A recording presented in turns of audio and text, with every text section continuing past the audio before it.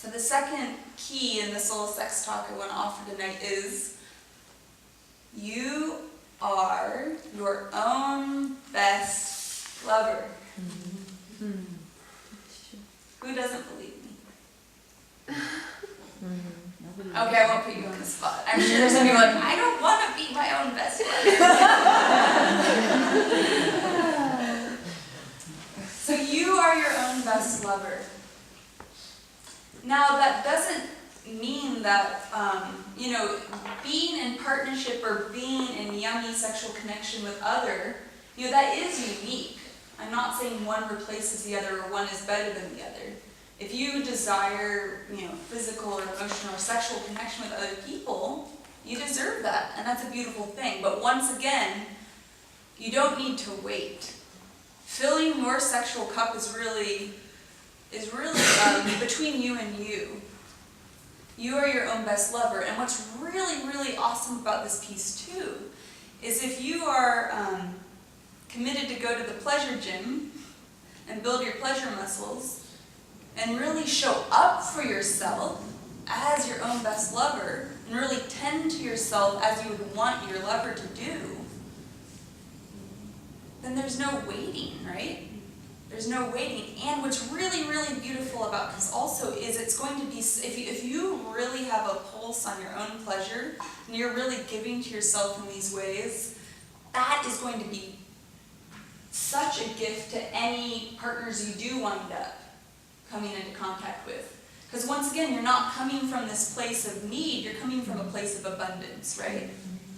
You'll be coming from like, ooh, this is, I feel good in my core, and I know it turns me on because I made love to myself last night, and whatever. If you're in touch with that, then when you do partner with someone, it takes it to the next level, because you get to play in the overflow. You're just playing in the overflow. And then from there, it does expand into a whole new place. And so let me just step back. So how many women, can you tell the difference between a man who's like really, I want to say full of himself, that doesn't mean cocky, but full of his own energy, like really centered in his own self. He's just really like content in himself. Can you tell the difference between a man who's really approaching you from that place versus a man who like really wants to get laid, has an agenda, or a man who's like really, really needy sexually, feeling like, can I get in there? Can I get in there? That it's easier to recognize, perhaps, men when they're really in that needy sexual place. But right now, I only illustrated that because we all can be like, yeah, I know that one. But then to bring that back around to this point, which is we are our own best lover, right? And to look at where sometimes we're not filling our own cup. And we're really, really expecting other people, lovers, whatever, to come in and fill that for us. And once again, just like we don't like men's messy sexual energy leaking all over us, it also, we have a responsibility to fill our own cup in this way,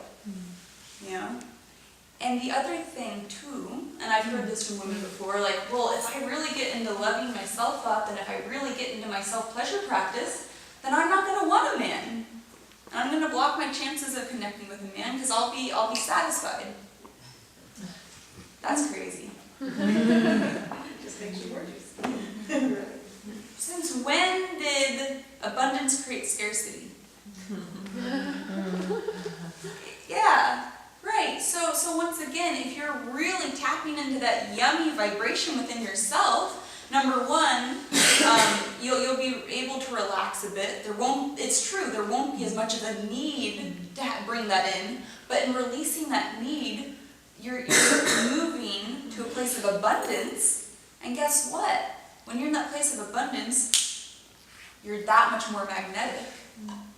And you'll draw in those lovers or draw in those connections if that's what you're really wanting or needing.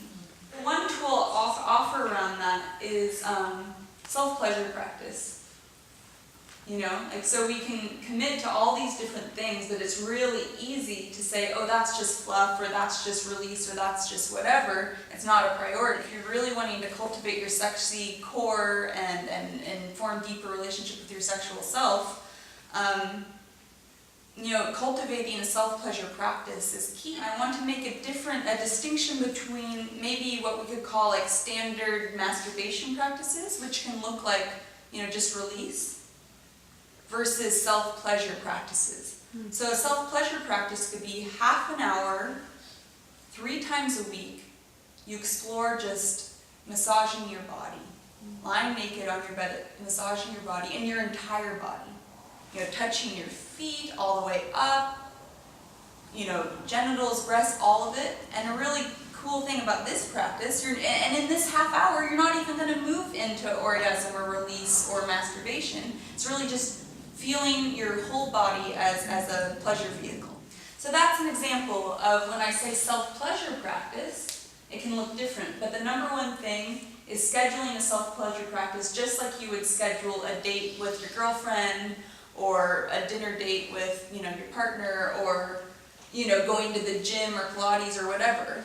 It'll expand if you commit to it and if you schedule in these practices. So if you were like, oh my God, I really want a self-pleasure practice, but, you know, what does that mean?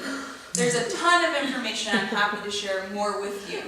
And once again, it's going to be a very unique personal journey. Because if you are your own best lover, you know, how would that look? How would you show up for yourself? How you romance yourself is going to be entirely different than how anyone else would romance you. And it's a really, really delicious lover relationship that you deserve to experience if you wish. Yeah.